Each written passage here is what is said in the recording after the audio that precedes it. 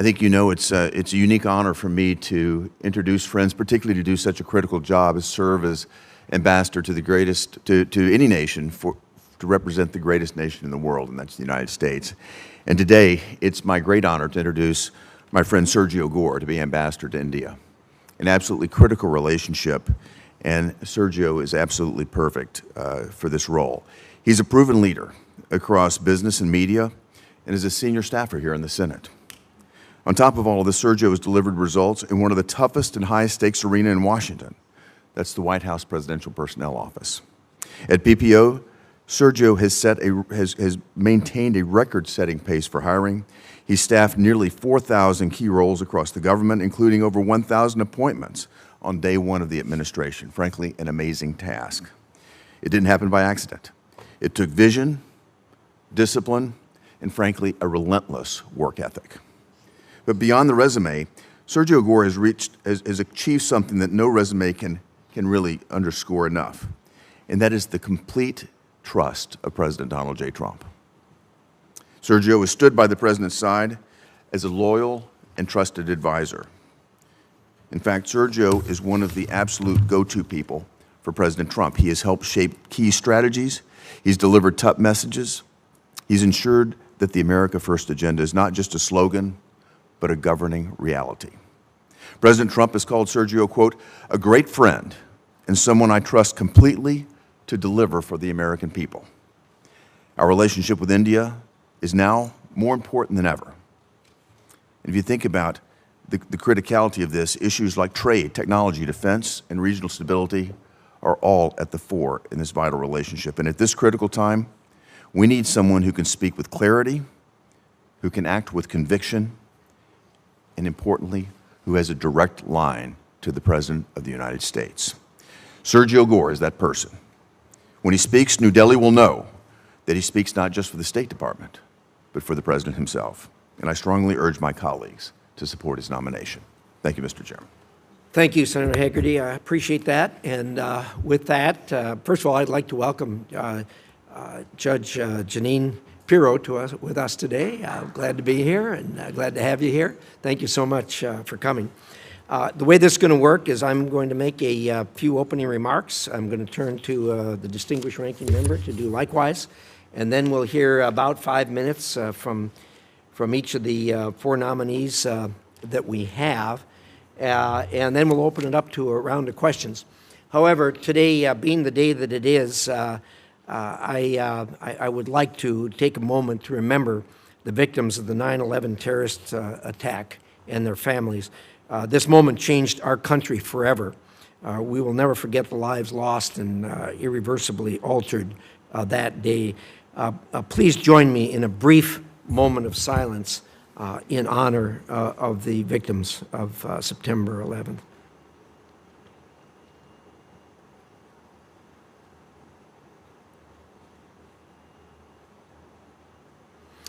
With that, we'll turn to our agenda, and I have a few remarks to open, and then I'll yield to Senator Shaheen. First of all, I want to thank, obviously, the nominees here today, and importantly, their families for being with us here today, for your willingness to serve. Obviously, there's a sacrifice involved in that, and we're certainly appreciative that you're willing to make that sacrifice for your country. I'm going to start with Mr. Veprek, who is Assistant Secretary for Population, Refugees, and Migration. You'll work alongside President Trump and Secretary Rubio to secure our borders and make American foreign aid targeted and in service of our interests. I look forward to learning more about these plans and about the Bureau's new organizational structure, which will include elements of the former Bureau for Humanitarian Assistance at USAID. As part of the much-needed State Department reorganization, I hope you'll work to ensure the PRM delivers assistance with a project and needs-based approach. In previous administrations, PRM has contributed almost exclusively to UN agencies to deliver aid. And we all know the UN is certainly not the most effective way to make change to help those in need. I look forward to hearing your plans to keep America safe while getting aid to the places it is needed and where it is most advantageous to the United States. Mr. Walker, as President Trump's nominee for ambassador to the Bahamas, you would be the first U.S. ambassador in the country since 2011. President Trump and Secretary Rubio understand that the Bahamas is an important economic and security partner of the United States and will work to improve this relationship. After all, the Bahamas is just 50 miles from the U.S. shores and shares our democratic values and our economic and security interests. As China looks to increase its foothold in the Bahamas through its operation of the Freeport Container Terminal, its outsized diplomatic presence, and Huawei's near monopoly of local telecom networks, we must push back. You have your work cut out for you. I hope you can help us understand how you'd go about strengthening our bilateral relations with the Bahamas. Mr. Gore, as you know, India is a key partner, and our two countries have many opportunities to strengthen our cooperation on defense, technology, and trade. I really can't add much to what Secretary Rubio said, either about you or about the relationship with India. Both are incredibly important.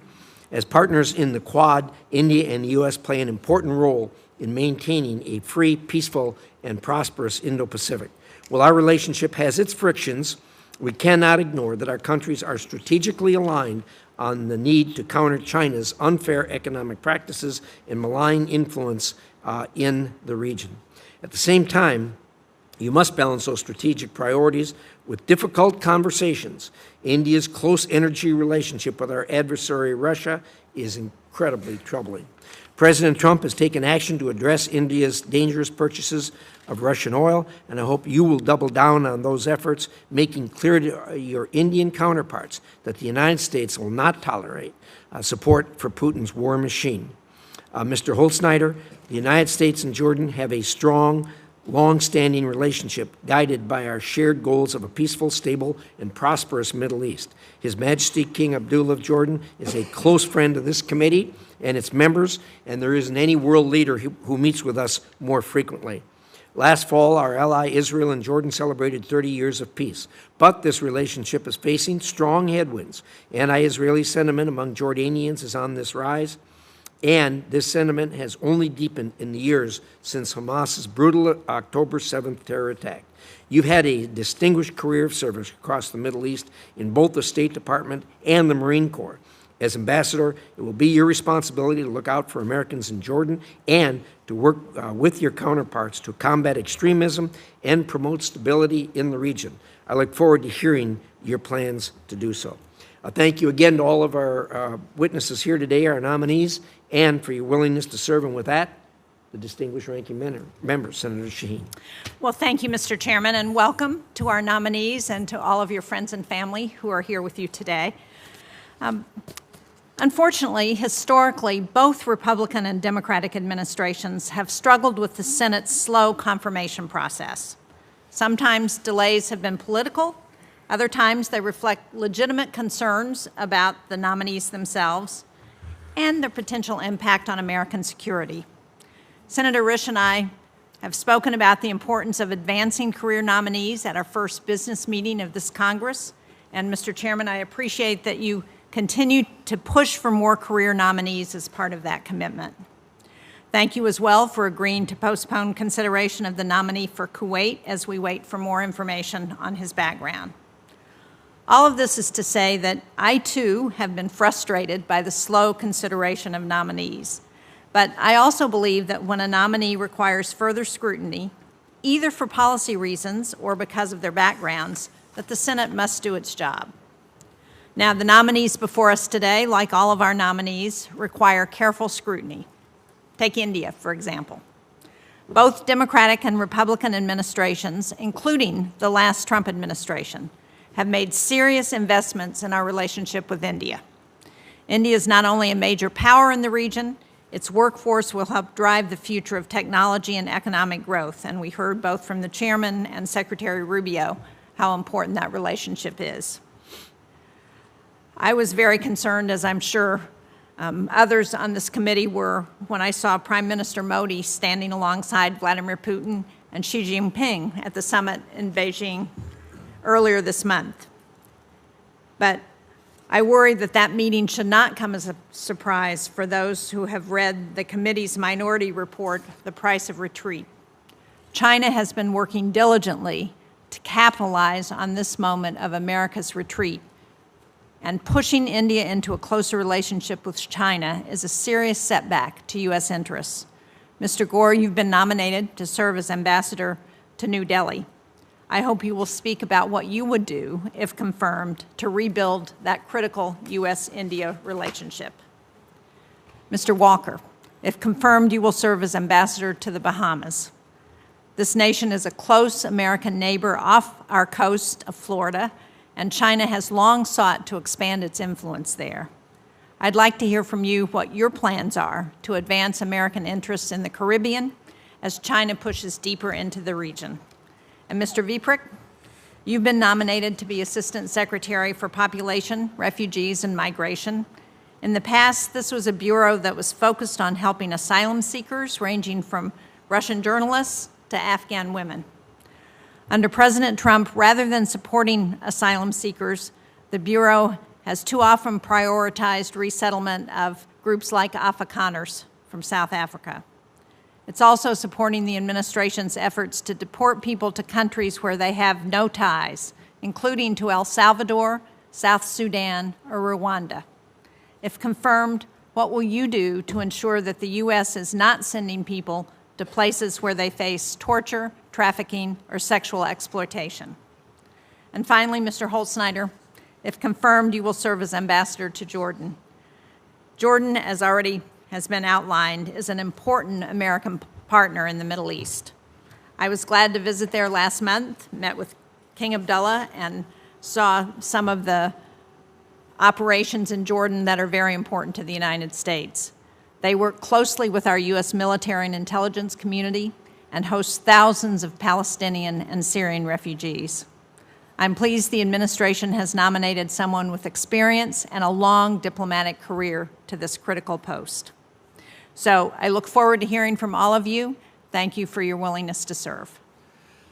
Thank you, Senator Shaheen, and I'd certainly concur in your remarks regarding the advice and consent constitutional obligation of this committee. It's one of the heritages we've gotten from the Founding Fathers. This committee obviously takes that seriously, and I want to thank the President and Mr. Gore, who's here today, who've worked closely with me as we've worked through these the nominations. There's always some give and take on those, and I really appreciate the openness with which we've had those discussions. So we will now hear from our nominees, and Mr. Gore, we're going to start with you. 5 minutes, and we hope everybody will keep it to about 5 minutes. If you have lengthier statements, we'll be more than happy to include those statements in the record for this hearing. But at the moment, 5 minutes each. Mr. Gore. Thank you, sir.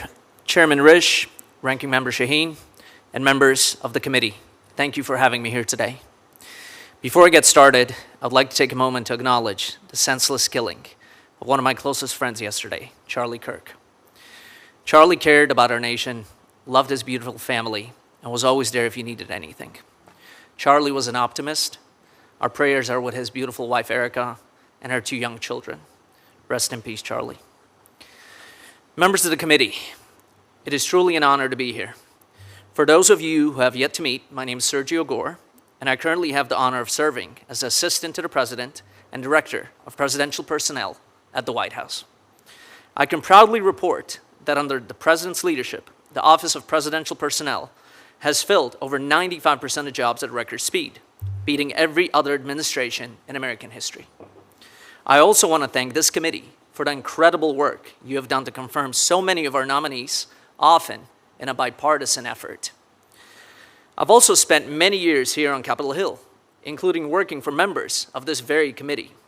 It's especially humbling to walk these halls today as President Donald Trump's nominee for ambassador to India. Serving at the pleasure of President Donald Trump has been the greatest honor of my life. And if I'm fortunate enough to be confirmed, I look forward to serving the United States abroad in India. We are fortunate to have a president who has made bringing peace around the world a top priority. I would like to take a moment and thank President Trump for his trust and confidence in me. India is a strategic partner whose trajectory will shape the region and beyond. Under President Donald Trump's strong leadership, I'm committed to advancing America's interest in this important partnership. India's geographic position, economic growth, and military capabilities make it a cornerstone of regional stability and a critical part of promoting prosperity and advancing the security interests that our nations share. As Secretary Rubio noted, India is one of the most important relationships our nation has in the world. If confirmed as ambassador, I will work to deliver on the president's agenda and advance U.S. interests by increasing our defense cooperation, ensuring fair and beneficial trade, deepening energy security, and furthering technology. If confirmed, I will prioritize deepening defense and security cooperation with India. This includes expanding joint military exercises, advancing co-development and co-production of defense systems, and concluding critical defense sales. These efforts will enhance collaboration between our forces while supporting American defense manufacturers and making America more prosperous. India's population of over 1.4 billion and its rapidly growing middle class present immense opportunities for America. From artificial intelligence to pharmaceuticals to critical minerals, the potential for collaboration is vast. However, in the past, India's protectionist policies and regulatory barriers have prevented us from fully realizing this partnership. If confirmed, I'll work to advance trade that is fair, reciprocal, and beneficial to the American workers and businesses. I will advocate for reforms that will make India's markets more accessible and transparent. I will also work towards President Trump's ambitious goal dubbed Mission 500 to double bilateral trade to $500 billion by 2030, which will expand American exports, creating jobs and prosperity for our citizens. Improving U.S.-India trade ties will not only bolster U.S. competitiveness, but also reduce China's economic leverage over other nations. I will encourage Indian investment in U.S. manufacturing capacity, and we will also be furthering, with Indian investments in the United States, we will also be furthering our strategic pharmaceutical supply chain and create more jobs right here at home in the United States. India is also a strategic partner in advancing critical and emerging technology. The U.S.-India Trust Initiative, launched in February by President Trump and Prime Minister Modi, lays out a path to leverage the impressive capacity of the U.S. tech sector to outcompete China on the development of AI, quantum, semiconductors, and other critical and emerging technologies. I will advance this administration's AI action plan, which will ensure the dominance of American AI technology in India and globally. Our technology cooperation will require significant energy resources, another area where the United States and India can work together. If confirmed, I will work to increase American energy exports to India, establishing the United States as a leading supplier of crude oil, petroleum products, and liquefied natural gas. Finally, India's role in ensuring the stability and security of the region cannot be understated. A stable South Asia is in the interest of the United States and all the nations. President Trump's leadership, the U.S.-India partnership, will define the 21st century. It is only by working together that we can make that aspiration a reality. If confirmed as ambassador, I will work to ensure the United States remains a global leader while fostering a partnership that benefits both nations. I look forward to working with you all to achieve these goals. Thank you. Thank you, Mr. Gore. And on behalf of the committee, of course, we extend our condolences to you personally on the loss, and of course to the Kirk family for this senseless tragedy that happened yesterday. With that, Mr. Walker, you have the floor. Chairman, Ranking Member Shaheen, and members of the committee, thank you for holding this hearing. It's a privilege for me to be with you today. Those of you who don't know me personally must be wondering what qualification do I bring to the table that will help me serve with distinction as USA Ambassador to the Bahamas. Throughout my life, many people have underestimated me in academics, athletics, and business, and I've always proven them wrong. I've done it through discipline, determination, and by outworking everyone in every task, large or small. No one has ever questioned my work ethics. If confirmed, I will apply the same work ethics to my role as ambassador. This country I love deserves no less. I also have been blessed with the gift of being able to relate to people from all walks of life. I built trust and compassion in human by finding things that unite rather than divide. Although I've never held the official title as an ambassador, I've spent decades serving as an informal ambassador to our youth, encouraging them to get a good education and to stay physically fit. I've been an ambassador to the men and women in the military, stressing the importance of mental health. I've traveled to hundreds of military installations around the world, making sure our service members feel comfortable seeking mental health counseling and treatment. I've also served as an ambassador to the athletic world through the United States as an Olympian and a professional athlete. As the owner and CEO of two successful businesses in the food service industry, I know firsthand what it takes to start and run a business. I understand the importance of tourism and trade. In addition to hard work, the secret sauce is relationship building. That is my strength and my passion. As you know, there's not been a Senate-confirmed U.S. ambassador to the Bahamas since 2011. The American and the Bahamian people deserve better. As ambassador, it would be my highest priority to keep American tourists and residents safe and secure. I will work closely with the Bahamian government on all matters pertaining to our mutual security. Having an ambassador in place is more important than ever. China is trying to increase its influence in the region. It has built nearly a $3 billion deep water port in the Bahamas and has made other moves that can threaten our national security. There is a rise in the drug smuggling there in the Bahamas, and this is a real danger to the United States. The threat of American lives cannot be overstated. Tackling this serious problem requires leadership, cooperation between our government. Through Operation Bahamas, Turks, and Caicos, the United States worked collaboratively with the Northern Caribbean to disrupt illegal trafficking. If confirmed, I will see that this initiative continue to be strong. The nearest island of the Bahamas are only 50 miles from the United States. The U.S. is the Bahamas' largest trading partner. If confirmed, I will advise American businesses community of trade and the investment opportunities that exist in the Bahamas. I will also make sure the Bahama government is a welcoming environment for the U.S. to invest so we can advance America's prosperity. As ambassador, I will strive to build lasting relationship with the Bahamian American community in the United States. The Bahamian American tradition and contribution are the important part of America's story. If confirmed, I will deepen our economic and cultural ties with the Bahamian people. I will also showcase American excellence through sports diplomacy. Lastly, I will make sure the Bahamian people are included in our 250th Independence Day celebration. In closing, if confirmed, I will partner with the people of the government of the Bahamas to advance our shared interests. I will work with the elements of the U.S. government, including especially members of this committee, to promote America's interests in the Bahamas throughout the region. It would be my honor to serve my country as an ambassador to strengthen the ties between the United States and the Bahamas. I will always ensure my staff and I represent the people of the United States to the best of our ability. I thank President Trump, Secretary Rubio, Secretary of State Rubio, and my wife. Thank you for this opportunity, and I look forward to your question.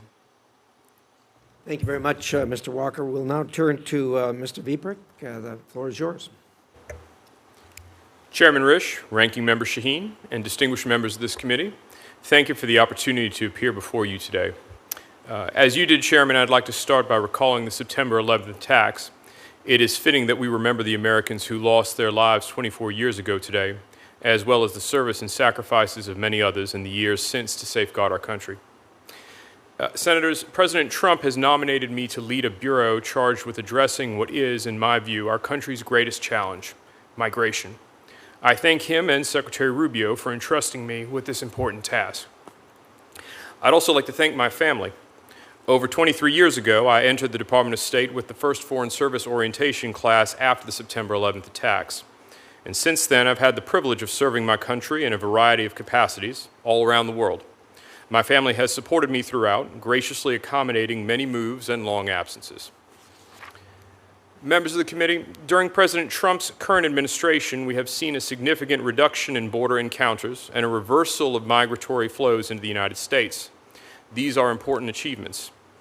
If confirmed, I will ensure that the Bureau of Population, Refugees, and Migration helps sustain the President's whole-of-government effort to giving Americans the secure borders they deserve and to ensuring the sovereignty of our nation.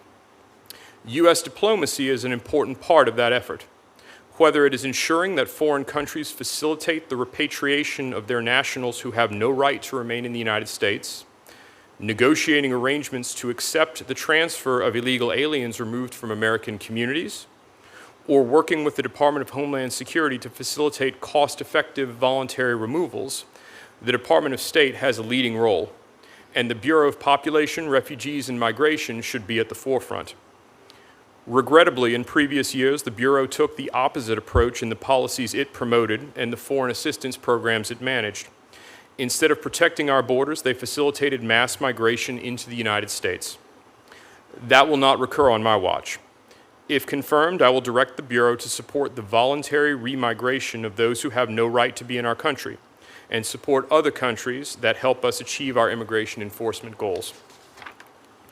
On that point, let me speak about foreign assistance generally. I share Secretary Rubio's vision for an America First foreign policy, foreign assistance that aligns with administration policies and advances concrete U.S. national interests. I believe that to be a common sense approach for good stewardship of public funds. If confirmed, I would seek to apply it in the foreign assistance programs managed by the PRM Bureau. That means streamlining staffing, consolidating programming where possible, and getting other countries to step up so that the United States does not carry an outsized load. Also, we cannot engage in so-called forever aid. That open-ended blank check approach can have the perverse outcome of prolonging humanitarian crises. Finally, for our strategic assistance, there must be a clear and direct connection with U.S. foreign policy goals. In concluding, let me return to my opening theme, the need to answer the challenge posed by migration. Perhaps the most important root cause of mass and illegal migration today is the abuse of refugee and asylum systems. The current framework of international agreements and norms on migration developed after the Second World War in a completely different geopolitical and economic context. It cannot be expected to function in our modern world, and indeed it does not. The need for reform has been clear for a number of years, and under President Trump, we finally have a leader willing to consider it. If confirmed, I will seek to work with other countries to build the support needed to reform this broken system. I will aim to ensure the principles of national sovereignty and rule of law get proper consideration in the global migration regime. Members of the committee, thank you again for the opportunity to be here. I look forward to answering your questions. Thank you very much, Mr. Veprek. Mr. Holtsnider, you're up. Thank you, Mr. Chairman. As we are here on September 11th, I would like to acknowledge those who died 24 years ago, never forgotten. Chairman Risch, Ranking Member Shaheen, distinguished members of this committee, thank you for the opportunity to appear before you today as the President's nominee to be the United States Ambassador to the Hashemite Kingdom of Jordan. I would also like to thank the senators on this committee for their focus on the bilateral relationship, including recent travel to Jordan by the Ranking Member and other members of this committee. I'm honored by this nomination and grateful to President Trump and Secretary Rubio for the confidence that they have shown in me. If confirmed, I look forward to working closely with this committee and the rest of the Congress to advance U.S. foreign policy interests in Jordan. As I've done previously before this committee, I would again like to thank my family, my wife Nana, our children Maud and Henry, for their unwavering support and sacrifice throughout my career, especially during my time in Iraq, Afghanistan, and Somalia.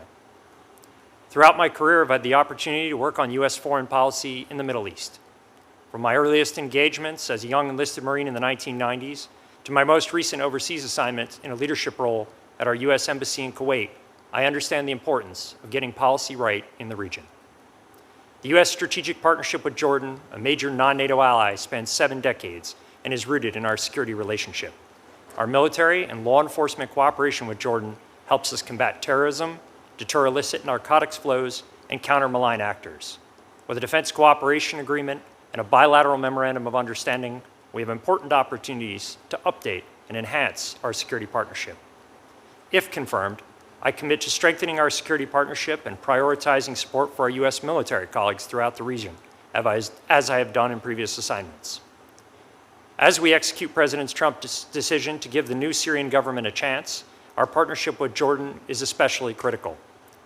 Jordan's leadership has also been instrumental in helping blunt the impact of Iranian adventurism this year. Jordan has also demonstrated receptivity to U.S. concerns regarding Chinese tech companies' involvement in Amman's 5G infrastructure and other critical digital infrastructure, and is aligned with the United States in mitigating the risks of China's technological expansion in the country. As the committee knows, Jordan is an important multilateral partner on many issues. If confirmed, I will encourage the Jordanian government to continue to play an important and constructive role as a regional leader and advance the President's efforts for peace in the region. Thousands of Americans live in Jordan, and many others visit as tourists or participants in U.S. government exchange programs. If confirmed, I will ensure assistance to U.S. citizens in Jordan continues to be a top U.S. priority for the embassy team. Before I conclude, I would like to thank the dozens of people in the Department of State and on your congressional staffs who assisted with the nomination process. I would also like to thank the members of this committee again for their sustained focus on our Middle Eastern partners. Mr. Chairman, thank you for the opportunity to testify today, and I look forward to your questions. Well, thank you very much, and we appreciate, again, all of you. We're going to do a round of questions, 5 minutes per senator to start with, and I want to start with you, Mr. Gore. I think most people are aware of how close you are to the president and how important that is, obviously, in an ambassadorial post. But I think nothing underscores it more than the fact that he not only appointed you as the ambassador to India, but also as an envoy for South and Central Asian affairs. And I wonder if you could talk about that for a minute and elaborate on that. That's a great honor. You know, Tom Barrack it's not a usual thing. Tom Barrack's making it work right now, obviously in Turkey and Syria and Lebanon. Also a Rubik's Cube, but you're going to face the same thing in Central Asia. Tell us about it. Thank you for your question, Chairman. As you mentioned, we do have a handful of envoys that represent this White House. Tom Barrack is an excellent example, along with Steve Witkoff. And in that capacity, I will be able to work with 12 additional nations at the direction of the President on issues that might arise to that level. I am not nominated to be an ambassador to 12 nations. I'm here as the nominee to India. So I am a special envoy to those 12 nations to complement the ambassadors that we have there, the career staff that we have at those embassies. Should we have an issue that arises to a certain level from those posts or from the White House, I have the unique ability, along with the other envoys, to be able to directly get the President of the United States and raise it to that level. And so that's a good thing. I'm there to complement. I'm not there to subtract anything from those careers, from those ambassadors. Should they need my help on anything, it'll be an open door policy, and we'll take it back to the White House. Fair enough. Good explanation. Mr. Veprek, I want to turn to you for a minute. And you're in a really interesting and important role at the department. You know, President Trump ran on as one of his signature promises to close the back door with the illegal immigration we were having. And the American people responded and were very clear that they wanted that stopped. And he very quickly slammed the back door, and there's nobody coming through. I think now there's another side of that coin, and that is legal migration. And it's not getting any attention, and it should. I think most Americans are not particularly focused on the fact that we've had a long, proud history for all of our time as a nation of having legal migration to this country. There's been a steady stream over recent years. And I think probably it doesn't get the attention because it doesn't cause trouble. Indeed, it complements the United States, and we welcome it. I think we're in a particularly important position right now to be examining that, because as we have closed the back door, we have closed what has been an opportunity for our agricultural community, for our home building community, for a number of communities here that use migrant labor. And so I think we need to really focus on that, make sure that these industries get a steady flow of workers that are needed. There is no doubt at all that these workers are needed in this country, and it can be handled, and it can be handled very well. It has been for the many years that we've had legal migration into the country. So I'd like to hear your thoughts on that, and how you might be addressing what is a real need here in America. Thank you, Mr. Chairman. If I could address in part the role I would play if confirmed as Assistant Secretary of the Bureau of Population, Refugees, and Migration. That Bureau does have responsibility over one part of the legal migration flow that you talked about, and that is refugee admissions to the United States. Now, at the Department of State, the Bureau that would cover, I believe, most of the flows that you're talking about would be the Bureau of Consular Affairs, including for certain forms of temporary work visas. And of course, the Department of State works in conjunction with the Department of Labor and Department of Homeland Security more broadly in order to operate these programs.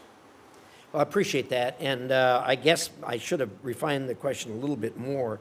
The refugee issue is as important as the migration issue, and it really needs coordination between the two offices. You want to speak to that for a minute? Yes, sir. Thanks for the opportunity to address that. In the past, I've worked with, in the Bureau of Population, Refugees, and Migration, working very closely with Department of Homeland Security, and particularly U.S. Citizenship and Immigration Services. And so if confirmed for this role, I would anticipate, again, close coordination with DHS and USCIS to conduct a U.S. refugee admissions program in accordance with the President's determination for the populations to be admitted to the United States. Yeah, I appreciate that, and again, I hope you will, along with coordinating, raise the issue, because it really isn't getting much attention, and it does need attention, because these industries that use this kind of labor, they're in dire need, and it's going to take coordination, as you've described, undoubtedly, but the issue itself needs to be raised. So thank you very much. Senator Shaheen. Well, thank you, Mr. Chairman. Mr. Gore, I want to start with you, because it's been reported that this administration has conducted loyalty tests for individuals who are seeking jobs in government, and that those people who are not deemed as loyal are purged, and that there's retribution against those people who are believed to have been disloyal to the president. Now, if confirmed, you would oversee one of the largest U.S. posts abroad. You would manage a team of career personnel.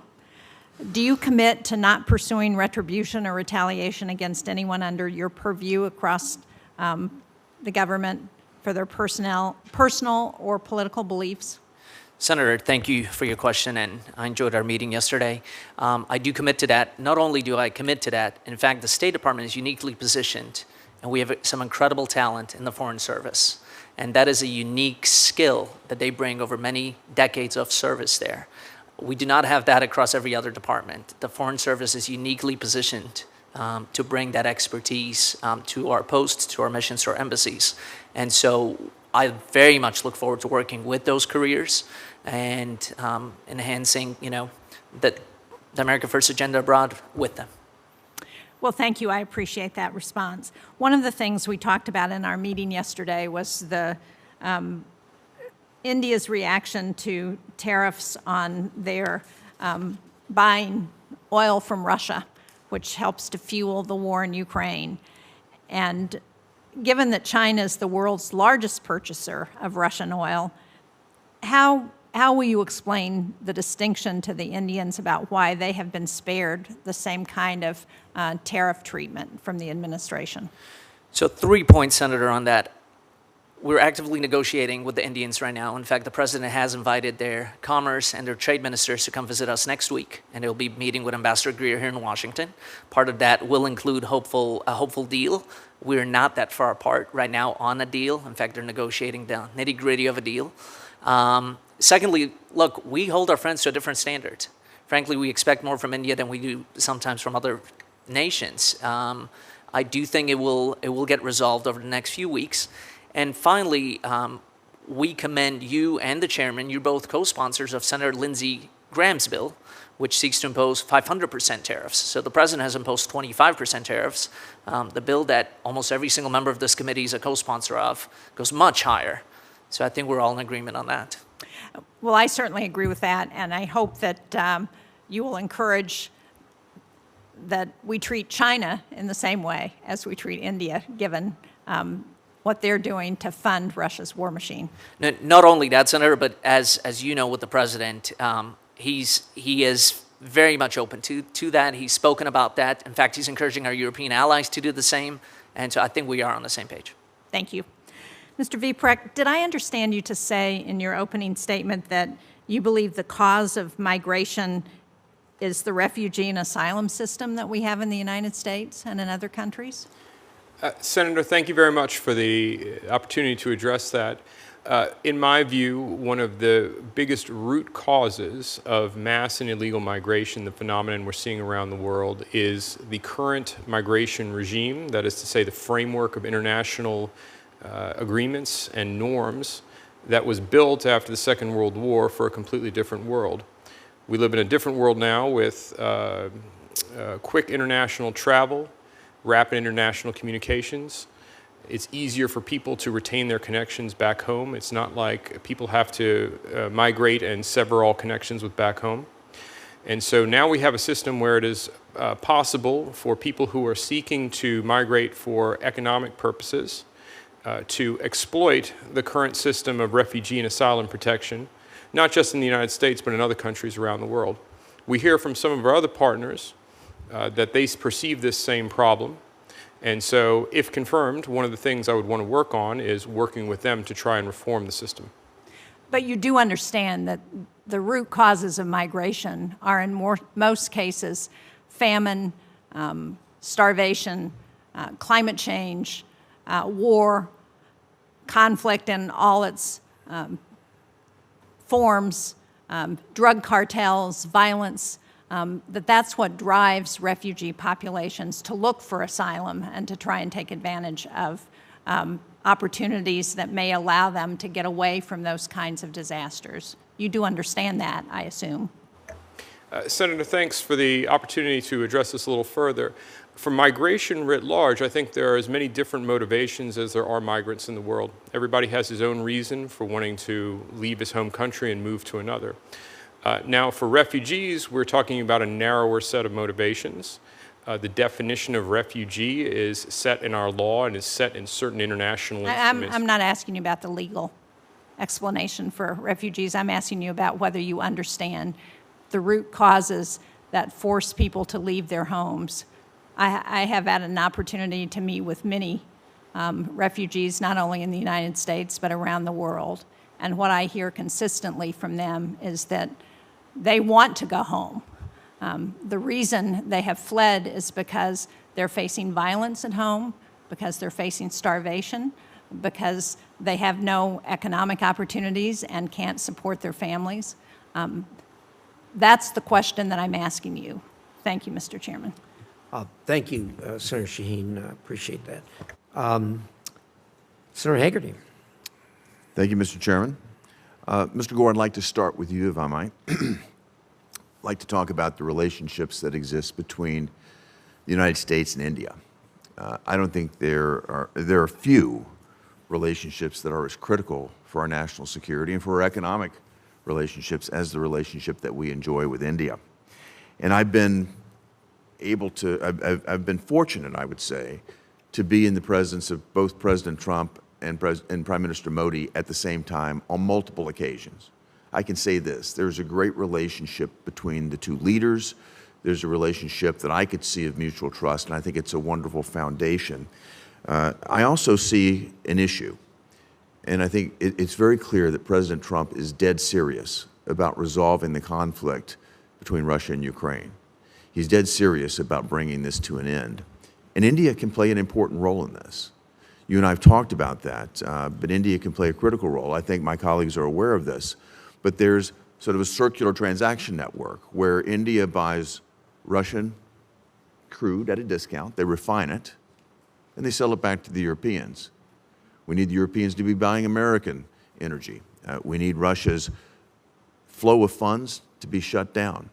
We need to bring this conflict to an end. You have a unique and strong relationship with President Trump. Could you comment on how you would leverage that deep personal relationship with leadership in India to help bring the conflict in Ukraine to an end? Thank you for the question, Senator. Our president has a deep friendship with Prime Minister Modi, and that is something that is unique. In fact, if you have noticed, when he has gone after other nations, he tends to go after their leaders for putting us in that position and for the United States imposing those tariffs. When the president has been critical of India, he has gone out of his way to compliment Prime Minister Modi. They have an incredible relationship. I've been with him in the same room.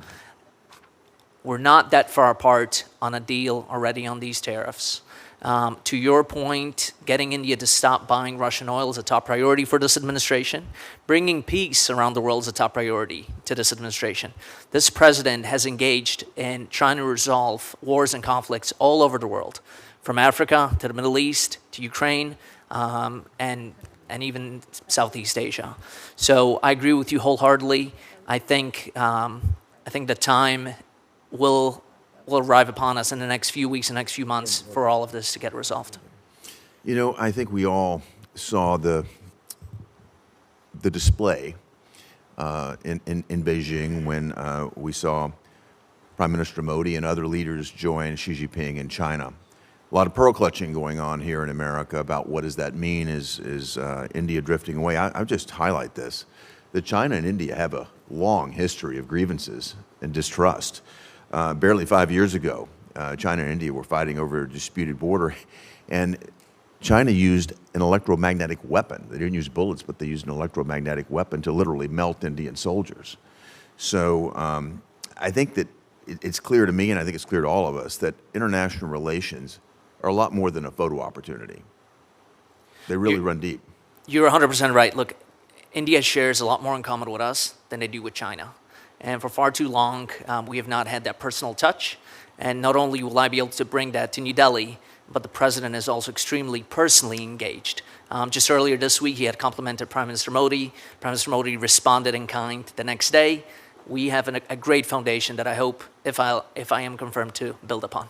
I think you're going to see a wonderful opportunity there, and I look forward to the results, because having someone with your close personal ties to the president and a prime minister, as Prime Minister Modi, is tend to appreciate that tie. I think you're going to find a very receptive audience there at a time when we really need it. So I appreciate that. Can I turn in the final moments here to Pakistan? Another critical relationship is the one between India and Pakistan. There's a rivalry that's been going on there for ages. Both nations are nuclear equipped.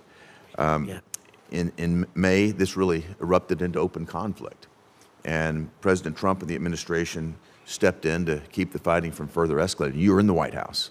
You're familiar with the situation. I'd just like for you to comment in the moments that remain about how you are thinking about the situation with Pakistan and how you might address it. Senator, thank you for the question. I'm here nominated to be ambassador to India. With that said, as I indicated earlier, this president is heavily engaged in bringing peace around the world. And no matter where that is, whether it's Africa, Europe, or the Middle East, he very much likes to be hands-on. And he feels like he has an obligation. If he can bring peace anywhere around the world, that's what he wants to do. Well, having been in the position that you're hopefully, and I encourage my colleagues to support this, that you're confirmed for, I'll say this: your relationship with the president is going to prove to be an invaluable asset, particularly in a country like India that's so critical, so vital to our strategic ties, and the relationship that's already there, at least the foundation that's there with Prime Minister Modi, I think is going to be invaluable to us, and I look forward to seeing your success here. Thank you. Thank you, Mr. Chairman. Thank you very much, Senator Keene. Thank you, Mr. Chair, and congratulations to the nominees. Tim, before you start, for the information of the panel, we got members coming and going. It's out of no disrespect to you, but we got votes going on, so they either send the bailiff up to arrest us or we go down and vote. So excuse us as we come and go. So with that, Senator. Thank you, Mr. Chair. And Mr. Chair, I appreciate the comments that you were making right as I walked in about the sadness over Mr. Kirk's death. I put out yesterday, as many of us did, a comment praying for his family and for the university community. But I was struck when I walked into the Armed Services Committee meeting today that many of my colleagues knew him. I never met him. So for many in this body, and I think many who are here, he was an acquaintance or a friend. I know how devastating it was to Senators Klobuchar and Smith when their friends were killed a couple weeks ago. And so this is something that is not just in the news, but it is something that is personal to people in this place. And it's just too common. It's just too common. You know, we have a colleague in the Senate, Mark Kelly, whose life was ineradicably changed by political violence. We have a colleague in the House, Steve Scalise, whose life was ineradicably changed by political violence. President Trump survived an assassination attempt, and another assassination plot was foiled. There have been 300 instances of political violence in the United States since January 6, 2021. Some known individuals, some officials, some personalities, but also, you know, neighbors who are targeted with political violence by neighbors who don't agree with them. And I bring it up to express my sadness for colleagues who were personally affected because they know Mr. Kirk, but also in a Foreign Relations Committee meeting, one thing that's a little bit sad, and I suspect all of us have this experience, we travel as members of this committee or the Armed Services Committee, and we meet with people overseas, and they just think this is who we are. You know, I don't think this is who we are, but when we meet with people abroad and they sort of think this is who we are, it's sort of hard to mount the evidence and make the counter argument. So I don't have any answers. I've got a real sober sense of sadness today, especially for colleagues of mine who are personally affected by this. Mr. Gore, I've got a question for you. Bill Haggerty is a senator who really knows a lot about diplomacy, and he was asking you about the sort of photo op of Modi and Xi recently and said there's been some pearl clutching about it. And pearl clutching suggests that maybe it's not that serious a thing. But I am struck that we often said the same thing about Russia and China. They can't get along together. They've had a border dispute, and they've been at odds for a very long time. I've been in many hearings over the course of my 13 years here, especially on the Armed Services Committee, where officials of both the Trump, Biden, and Obama administration have sort of poo-pooed the notion of deep cooperation between Russia and China on the grounds that they've had a lot of historical enmity, so there's going to be a limit to what they can do together. And yet what we're seeing is Russia and China, and now together with Iran and North Korea, you know, forming a tighter and tighter alliance against the U.S. and our democratic allies. And so I think it's worthy of worry, and I know that you talked about, you know, how do you balance, should you be confirmed, how do you balance, you know, being tough on India where we need to be tough, whether it's tariffs or markets not open to U.S. products, but also being mindful of the notion that the U.S.-India relationship has been a very important one, the world's oldest democracy, the world's largest democracy, and it's not only been important for the two nations, but it's also been important in the Indo-Pacific region as a little bit of a check against China sort of writing the rules for everybody. So how do we be tough when we need to be, but balance that with a real understanding that we want to be close to India and we don't want to push them in the wrong direction? Thank you, Senator, for your question. And I commend you on what you had to say about Charlie Kirk. I was actually in touch with him about 2 hours before, and he said, I'm going on college campus, and I'll be in touch with you later this evening. And I was actually with Senator Shaheen in her office when my phone started blowing up with what was happening. To your question, I do agree with you. I will say I think we have a lot more in common with India than we do with Russia or China. Being the largest democracy at 1.4 billion, we share a lot more common values with the Indians. Secondly, we have a president who's extremely direct. And so you know where you stand with this president. I think the Indians appreciate that. Far too often we've seen some of our partners from Europe say one thing in front of a camera and another thing behind closed doors. With this president, people know where you stand. The Indians have appreciated that. They have consistently reached out to us. And as I mentioned earlier, there are active negotiations to resolve these trade imbalances. So we look out for our interests from the United States. And should I be confirmed, I will make it a top priority to ensure that they're pulled in our direction, not away from us. Great. Thank you, Senator Kennedy. I appreciate your comments also about Charlie Kirk. He was known to many of us, and appreciate talking about the political violence as well and how horrible it is in America. It's very anti-American. So thank you for your comments on that. And Mr. Gore, I'll also want to pick up a little bit on the important relationship with India as well, and certainly agree with Senator Kane's comments that we don't want to take that relationship for granted, that it's a very important relationship, and we want to make sure that we are continuing to work with the Indians on all of our areas of common interest. And I agree that we do have more in common with them than they have in common, say, with China, or that we have in common with Communist China. And in fact, I've had a chance to talk to the Indian ambassador and talked about getting the trade relationship right, which I know that's one of the things that you're going to continue to work on as well.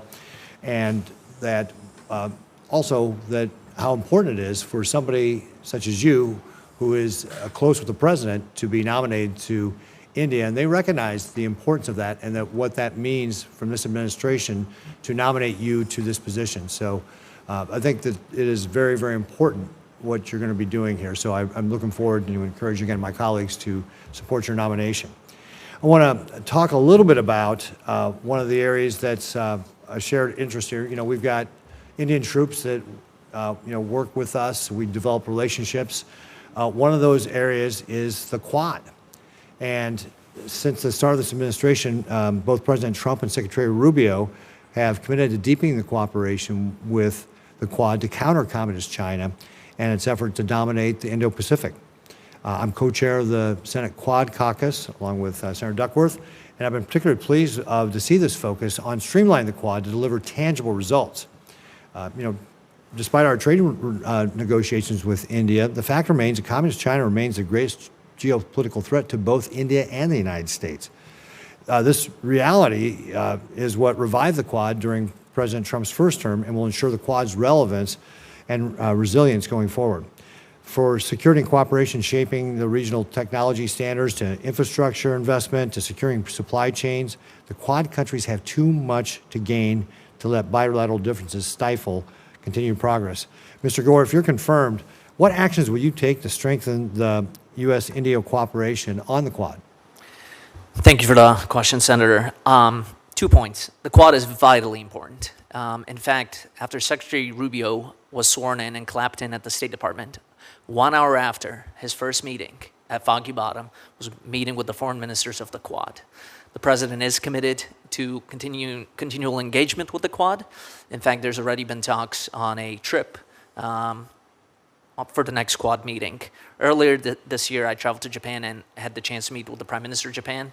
They're part of the Quad, and they have also emphasized the important relationship that we must continue to build on. On your earlier point of joint troop exercises, those continue to occur, and we would fully encourage that to grow. Just last week, 500 Indian troops trained with our troops in Alaska. That is a great thing. So in spite of this little hiccup that we have had over tariffs, our relationship is much stronger. It's built on many more decades. And so I will do everything in my power, should I be confirmed, to enhance that. Yeah, thank you. And, I would say, certainly in my conversation with the ambassador, that the Indians understand that this is a trade negotiation and that we're trying to work out a deal that satisfies both countries. So I encourage the administration to continue to work forward on that. We get a successful resolution on this, which will really help pave the way for Quad leaders to move forward. My understanding is that there's scheduled to be a Quad meeting later on this year in India, and I would ask for your commitment to getting the trade relationships worked out, but also continuing to push forward that meeting. Can you make that commitment, and can you tell me how you think that summit might work out? Without committing to exact dates, Senator, the President is fully committed to continue to meet with the Quad and strengthening it. Great, fantastic. We would love to see that continuing going. One of the other things, too, that's important for my state, talking about the trade relationship with India, is that we're an agricultural state. India has been one where they've had high barriers to agricultural products that are going into India. I think that we've got a lot to offer them when it comes to that. With the trade negotiations restarting, do you agree that getting India to reduce their tariffs on U.S. agriculture should be prioritized as part of the overall finalized trade agreement? 100%. And in fact, I got a briefing on this. Ambassador Greer is literally working on individual items that in the past, tariffs and barriers have made it prohibitive to be imported into India. That will hopefully be changing soon and over the next few weeks. Yeah, great. And just as my time's running out here, I'll just, a friend of mine was just in India. He sells popcorn. And he was telling me that since independence, they've apparently had a rule that you can only own 2 acres of land as a farmer. And so consequently, you have 11,000 farmers farming 22,000 acres. And clearly, to me, that's not even subsistence farming. So I do think that there's a lot that we can offer India with regard to how they can improve agricultural production for their country. And with that, I believe, Mr. Murphy, you are up. Thank you very much, Mr. Chairman. Mr. Veprek, when you were the Deputy Assistant Secretary for this Bureau, you were engaged in a discussion at the UN Human Rights Council around what had previously been a deeply uncontroversial resolution titled the Incompatibility Between Democracy and Racism. It was normally adopted without a vote, same language every few years. But in 2018, you raised serious concerns about that document, apparently suggesting and questioning whether political leaders actually do have a duty to condemn racism. My understanding is that much of our learnings, especially from the Holocaust, is that without a sense of proactive obligation by political leaders to speak out against hate speech, it can grow and metastasize and end up turning into large-scale violence. So this idea that leaders do not have a duty to condemn hate speech or incitement sounds like a really dangerous viewpoint. You want to spend just a minute explaining why you took that stance in 2018? Senator, thanks very much for the opportunity to address this. If memory serves, in 2018 we withdrew from the UN Human Rights Commission because the President determined that it was not a good use of U.S. resources to engage in this forum that itself spent a great deal of time in anti-American and anti-Israel activities. And I understand that's the same reason why the President decided to withdraw us again. But I don't want to litigate that issue. That's a separate issue. Just let's. I only have 3 minutes. Just stay tight on the question I asked you. Yes, sir. And so this was referring to the comments that I made on a draft resolution that was being circulated for clearance at the State Department. So I understand the thing we're talking about. Do you believe that leaders have a duty to speak out against racial hate speech or incitement? I believe that's a judgment for political leaders to make, and that's part of the reason why we elect them to be leaders. You don't believe they have a moral duty? If memory serves from this draft resolution, the language was somewhat stronger, a duty to do it all the time. Sir, I can't police Twitter all day. I don't think any of us has time to police Twitter all day. We all have jobs to do. So the idea that the UN Human Rights Council saying that we have duties to condemn these things that's all the time that's a red herring. I mean, I don't have a duty to speak out against speech that I don't see, but if I encounter hate speech, I think I have a moral duty to speak out against it.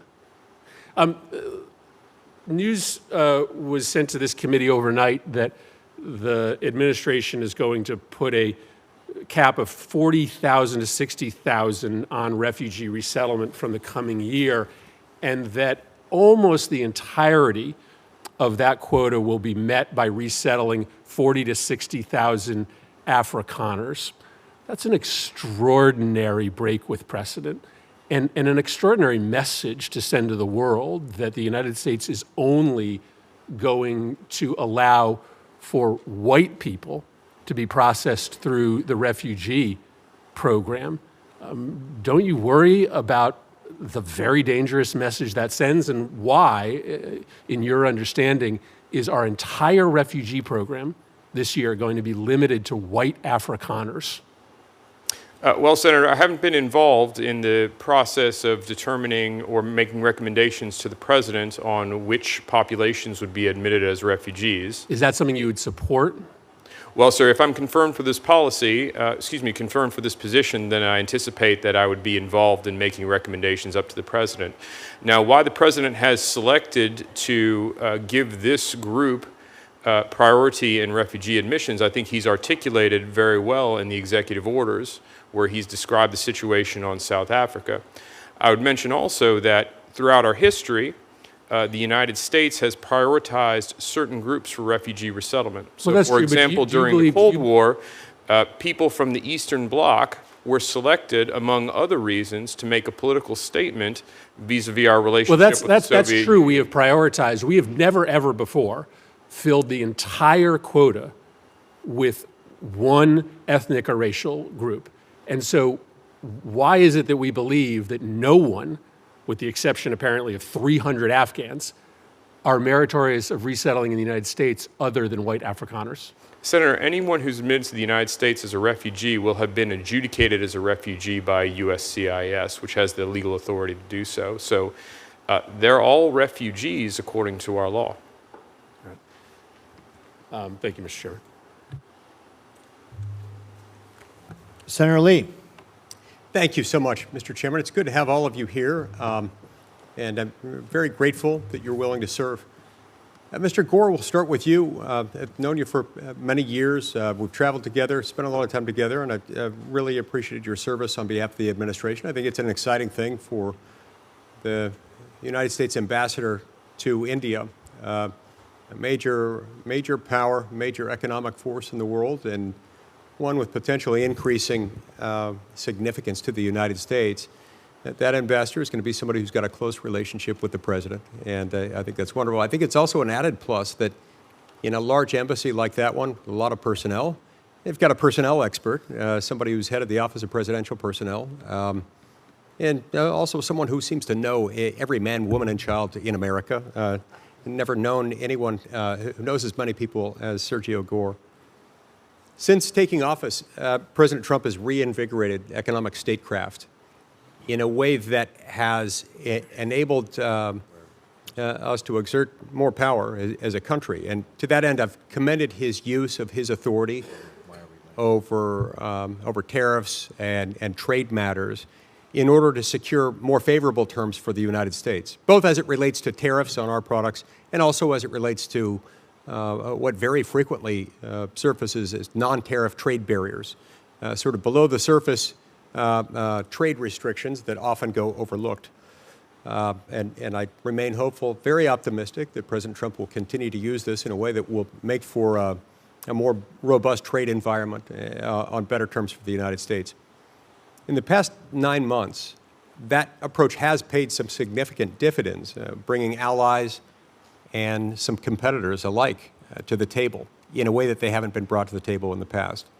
This has also resulted in a lot of bilateral trade discussions with an eye toward bilateral trade agreements, which I think are good for us. Multilateral trade agreements may have their place, but they haven't always worked out as well for us. Just yesterday, President Trump and Prime Minister Modi committed to reopening trade negotiations with this in mind. So in this vein, I want to ask you a little bit about India and about the energy sector in India in particular. India continues to purchase Russian oil, of course. That's a fact. And it's also a fact that actors like Russia and Iran leverage their energy exports in order to constrain our allies' freedom to maneuver and to fuel regional destabilization. That's not ideal, to put it very mildly. The best way to reduce that kind of vulnerability is for the U.S. energy exports to dominate the international market. We want to be sufficient at home. We want to be exporting in significant quantities, enough so that we can exert a significant degree of dominance there. So as trade talks reopen, how do you see U.S. energy exports as being part of the conversation? And what are some of the things you think you could do as ambassador to try to facilitate those conversations? Senator, thank you for your question. I think it is vitally important that we do have reciprocal open trade and fair trade, frankly. For far too long, it has been one-sided all over the world. And it took President Trump coming in there and saying, you know what, this has been working one way, but not the other way. We currently have a $45 billion deficit with our trading partners in India. And so we will make it a top priority, as I had mentioned earlier, on LNG, on petroleum products, and we will endeavor to make sure that we have access to those markets. To your earlier point on hiring personnel, I want to thank the majority committee, the majority members of this committee, because we have been able to successfully hire a lot of individuals from every single member, I think, on this committee. We took Senator Cruz as Chief of Staff, took Senator Scott's GC. I think we've taken 20 individuals from Senator Haggerty. So we appreciate that, and I think we've taken from you also, Senator Lee. And so we have a great bench across the federal government because we were able to utilize these incredible individuals that have worked here in the Senate. What are some of the other areas of sort of mutual interest between us and India that you look forward to exploring? After, of course, you become fluent in at least Hindi, Urdu, Gujarati, and 2 or 3 others.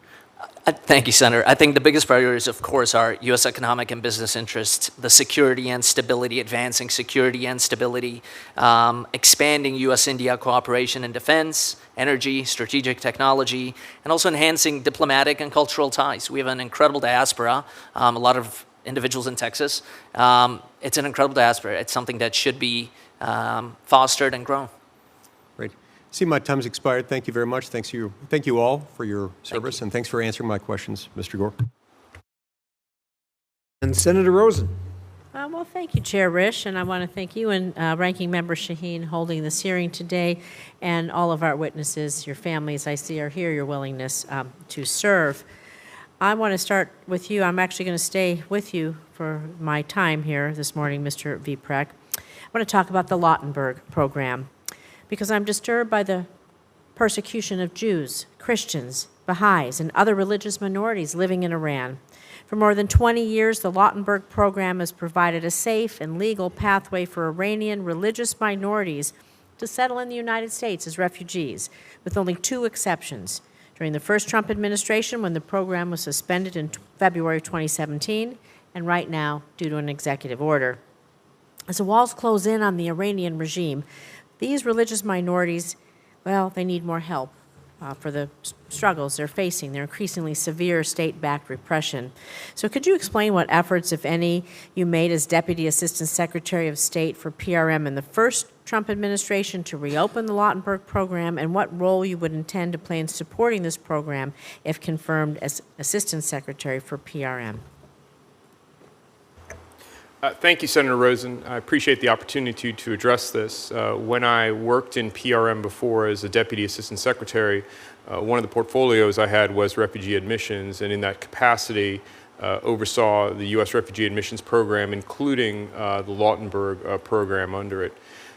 Before I had come on the job there, the Lautenberg program, which worked to resettle Iranians who were suffering persecution from Iran to the United States via an intermediate European country, had been interrupted due to some logistical problems that probably I would have to go into in a different environment. Yes. While I was a Deputy Assistant Secretary, I worked on that, trying to get that process restarted for about 2 years.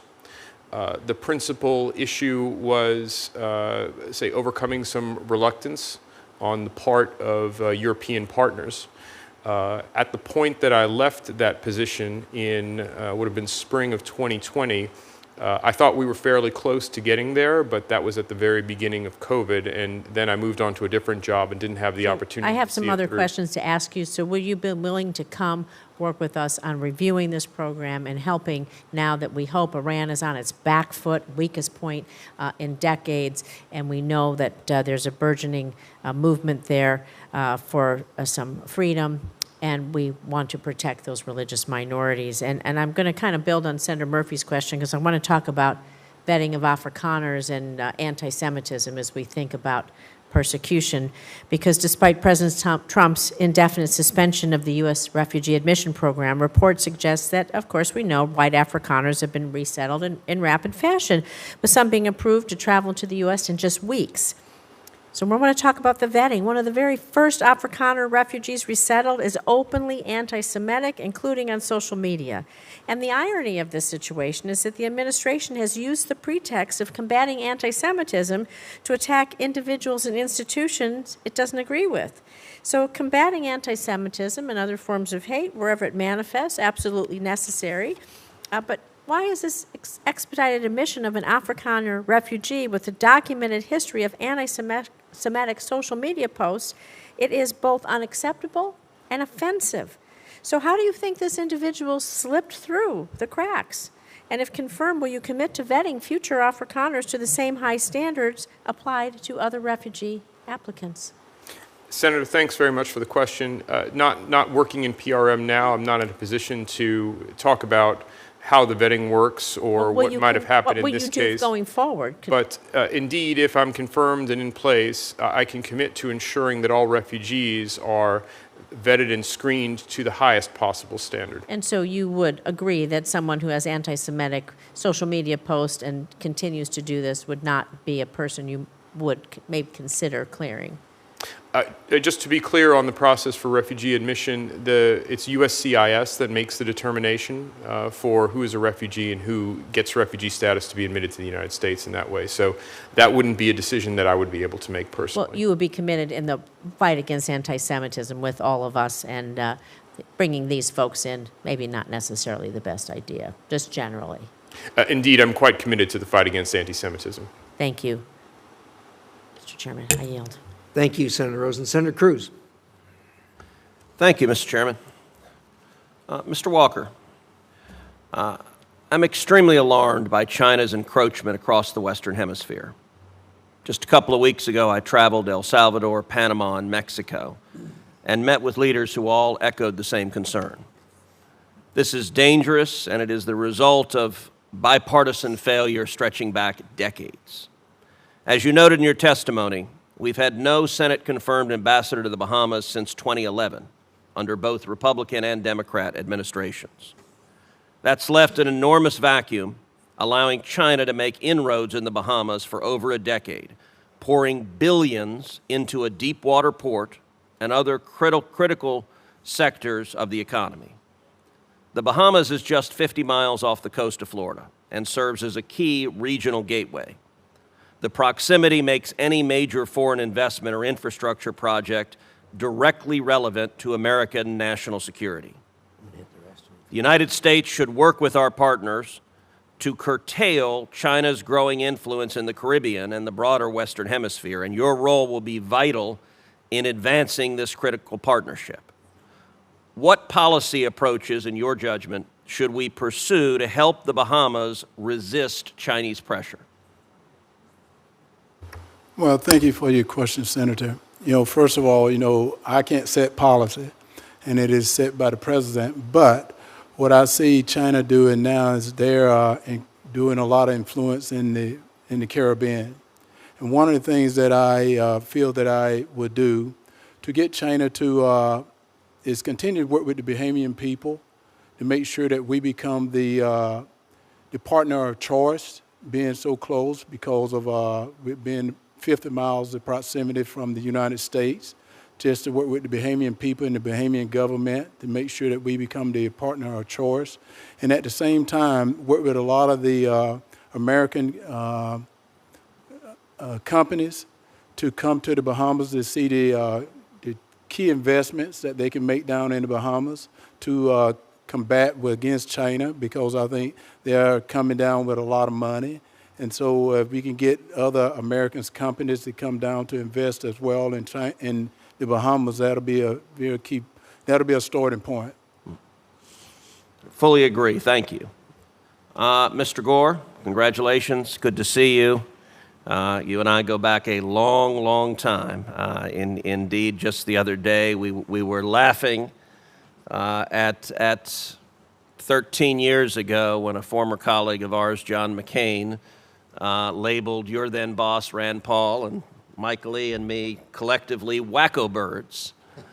And as you know, although I couldn't find it, I have a baseball cap in my office given to me by a grassroots supporter with Daffy Duck labeled wacko bird, and I remain a proud wacko bird. I feel pretty confident Senator Lee and Senator Paul do as well.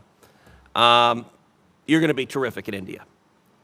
India, as you know, is quite literally on the front line against Chinese expansion. The U.S. and India are both acutely threatened by Chinese expansionism.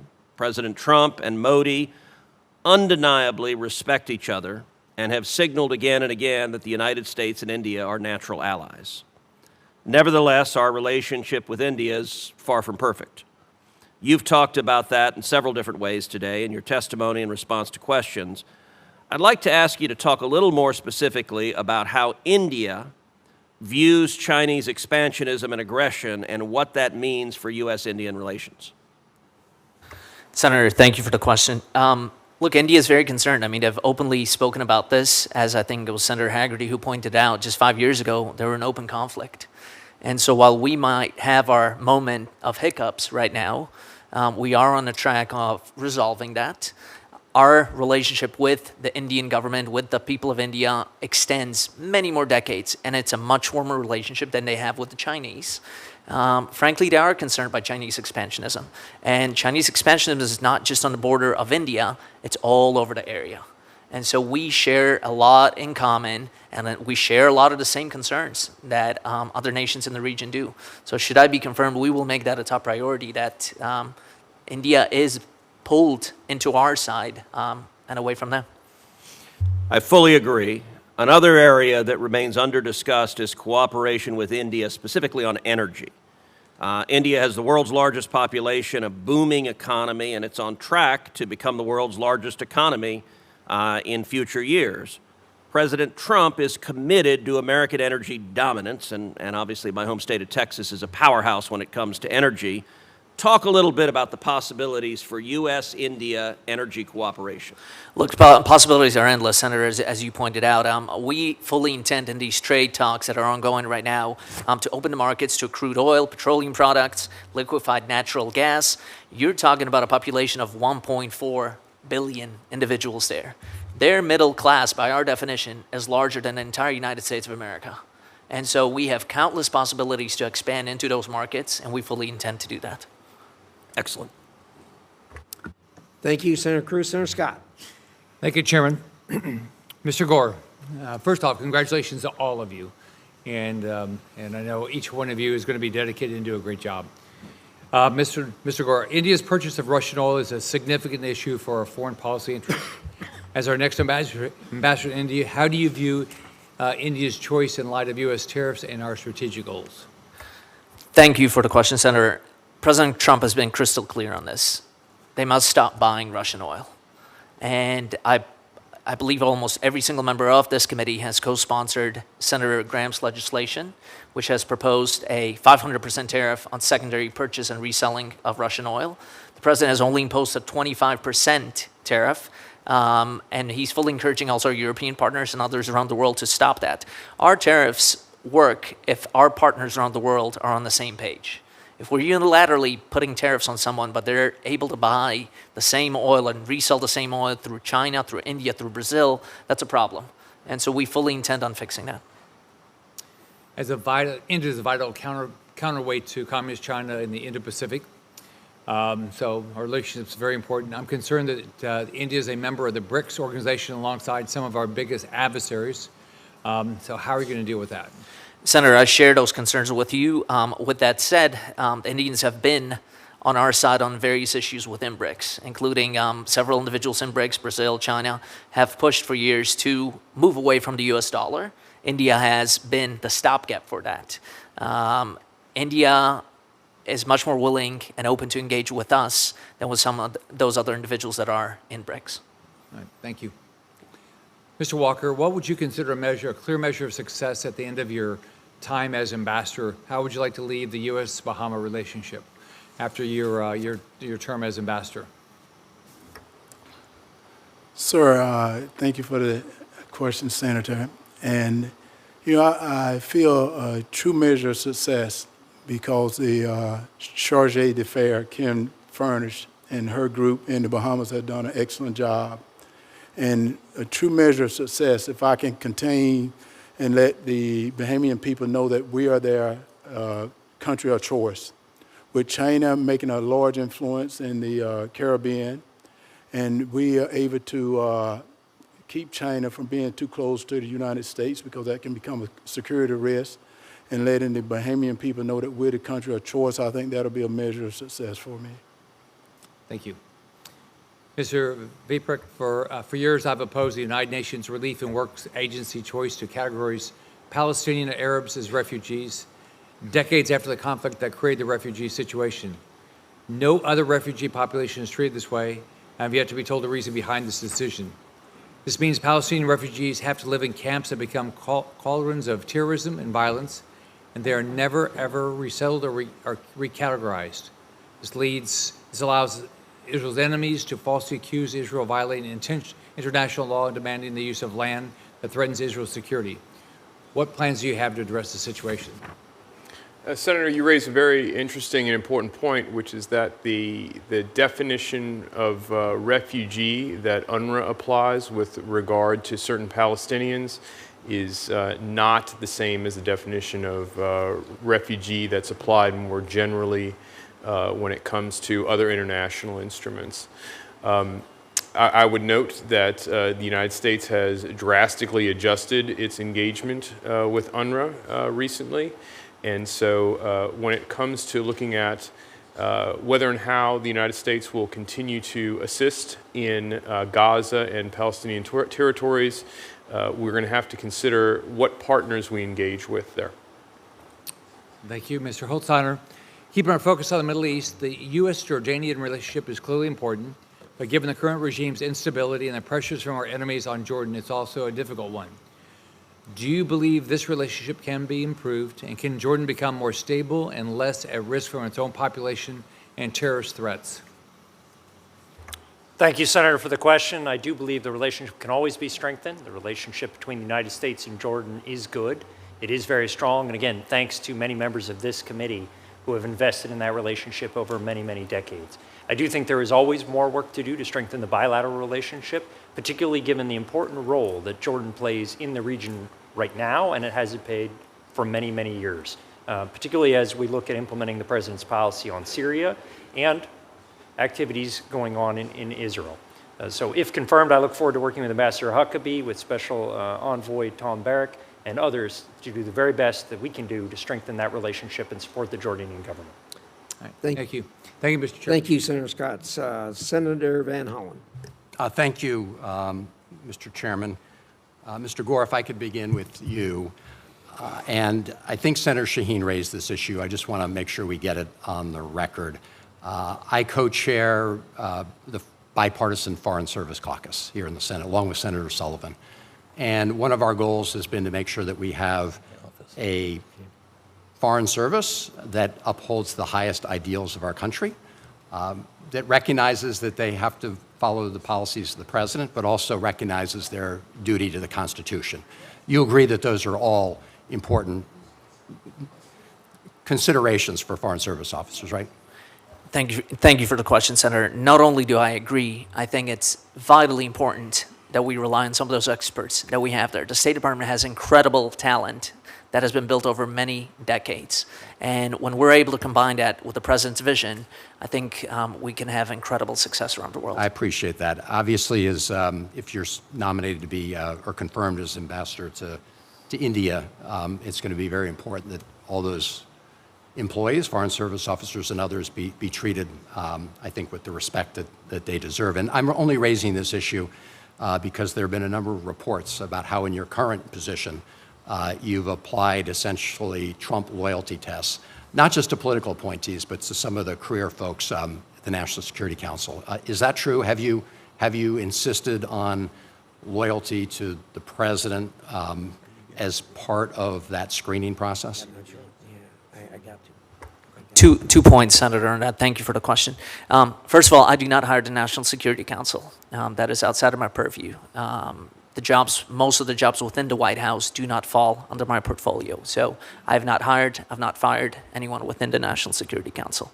On your second point of the individuals that we do hire across the federal government and across the different agencies, The president was elected by 78 million people. He was given a mandate by the American people for a certain agenda. And so we do hire individuals that agree with that agenda. If you're a butcher, you're not applying to go work at PETA. And we believe we want to hire the best qualified individuals, but also individuals that frankly do agree with the president's agenda and are able to implement that. I got it. I understand. And of course, you've got a lot of federal employees already working on behalf of the United States, and they understand that their responsibility is to implement the president's agenda, but they also recognize a duty to respect the rule of law and the Constitution. In any event, I understood your answer to Senator Shaheen, and I think it's going to be very important that you signal very early on. 100%. If I can add one last thing to that, the president has sent several nominees for ambassadorship that are career, including the gentleman to my left. And just last week, we've nominated 400 promotions within the State Department to different levels of counselor and officer. So we fully intend to continue doing that. Thank you. So, Mr. Veprek, let me ask you, and I know you've had some questions about the situation with South Africa, because early on the president issued an executive order essentially saying he was going to penalize South Africa because of what he has described as genocide against Afrikaners, against white South Africans.